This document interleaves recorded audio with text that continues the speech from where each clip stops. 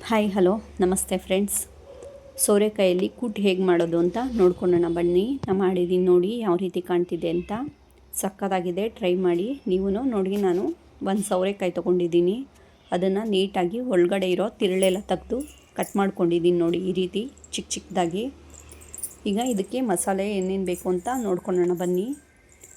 ಒಂದು ಅರ್ಧ ಹೋಳು ಕಾಯಿ ತೊಗೊಂಡಿದ್ದೀನಿ, ನಾನು ಸಣ್ಣ ಸಣ್ಣಗೆ ಕಟ್ ಮಾಡಿದ್ದೀನಿ.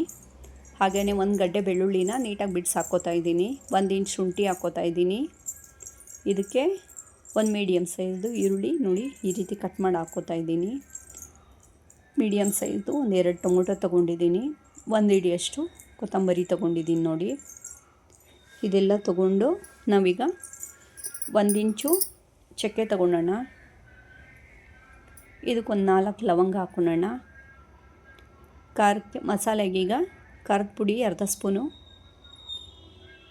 ಅದೇ ರೀತಿ ಒಂದು ಧನಿಯಾ ಪುಡಿ ತೊಗೊಳ್ಳೋಣ. 1 ಸ್ಪೂನಷ್ಟು ಧನಿಯಾ ಪೌಡರ್, ಒಂದು ಅರ್ಧ ಸ್ಪೂನಷ್ಟು ಸೋಂಪು ಹಾಕ್ಕೋತಾ ಇದ್ದೀನಿ ನಾನು. ಸ್ಮೆಲ್ ಚೆನ್ನಾಗಿರುತ್ತೆ, ಟೇಸ್ಟು ಚೆನ್ನಾಗಿರುತ್ತೆ ಸೋಂಪು ಹಾಕೋದ್ರಿಂದ. ಎಷ್ಟು ಬೇಕೋ ಅಷ್ಟು ನೀರು ಹಾಕ್ಕೊಂಡು ನೀಟಾಗಿ ನೈಸ್ಗೆ ರುಬ್ಕೊಳ್ಳೋಣ. ಅದು ರುಬ್ಕೊಂಡಾದಮೇಲೆ ಒಗ್ಗರಣೆಗೆ ಏನೇನು ಬೇಕು ನೋಡ್ಕೊಳ್ಳೋಣ. ಒಂದು ಬಾಣಲೆ ಇಟ್ಟು ಎಷ್ಟು ಬೇಕೋ ಅಷ್ಟು ಎಣ್ಣೆ ಹಾಕ್ಕೊಳ್ಳೋಣ. ಇದಕ್ಕೆ ನಾನು ಒಂದು ಅರ್ಧ ಸ್ಪೂನಷ್ಟು ಜೀರಿಗೆ ಹಾಕ್ಕೋತಾ ಇದ್ದೀನಿ. ಜೀರಿಗೆ ಸ್ವಲ್ಪ ಫ್ರೈ ಆಗಲಿ. ಜೀರಿಗೆ ಫ್ರೈ ಆಗಿದ್ದ ಕೂಡಲೇ ಒಂದು ಪುಟಾಣಿದು ಈರುಳ್ಳಿ ಕಟ್ ಮಾಡ್ಕೊಂಡಿದ್ದೆ, ಅದನ್ನು ಹಾಕ್ಕೋತಾ ಇದ್ದೀನಿ ನಾನೀಗ. ತುಂಬ ಏನು ಜಾಸ್ತಿ ದಪ್ಪದಲ್ಲ, ಚಿಕ್ಕದು ಟೊಮೊಟೊ ಗಾತ್ರದ್ದೇ ಈರುಳ್ಳಿನ ಕಟ್ ಮಾಡಿ ಹಾಕ್ಕೋತಾ ಇದ್ದೀನಿ. ಇದು ಸ್ವಲ್ಪ ಚೆನ್ನಾಗಿ ಫ್ರೈ ಆಗಲಿ, ಕೆಂಪು ಬಣ್ಣ ಬರೋವರೆಗೂ ಈರುಳ್ಳಿ ಫ್ರೈ ಆಗಿದ ತಕ್ಷಣ ನಾವೇನು ಸೋರೆಕಾಯಿ ಕಟ್ ಮಾಡ್ಕೊಂಡಿದ್ದೆ ಆ ಸೋರೆಕಾಯಿನ ಸೇರಿಸ್ಕೊತಾ ಇದ್ದೀನಿ ನೋಡಿ. ಇದನ್ನು ಸಹ ಚೆನ್ನಾಗಿ ಫ್ರೈ ಮಾಡ್ಕೊಳ್ಳೋಣ. ಸ್ವಲ್ಪ ಅರಿಶಿನ ಹಾಕ್ಕೊಳ್ಳೋಣ ನಾವೀಗ.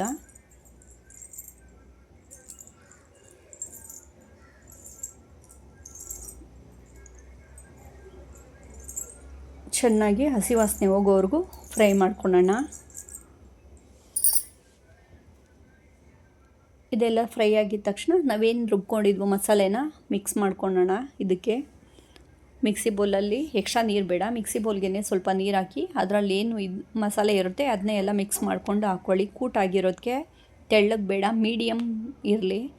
ದೋಸೆಗೆ ಚಪಾತಿಗೆ ಎಲ್ಲ ಸೆಟ್ ಆಗೋ ಅಷ್ಟು ತಿಕ್ನೆಸ್ ಇರಲಿ ಸಾಕು. ತುಂಬ ನೀರು ಮಾಡ್ಕೋಬೇಡಿ.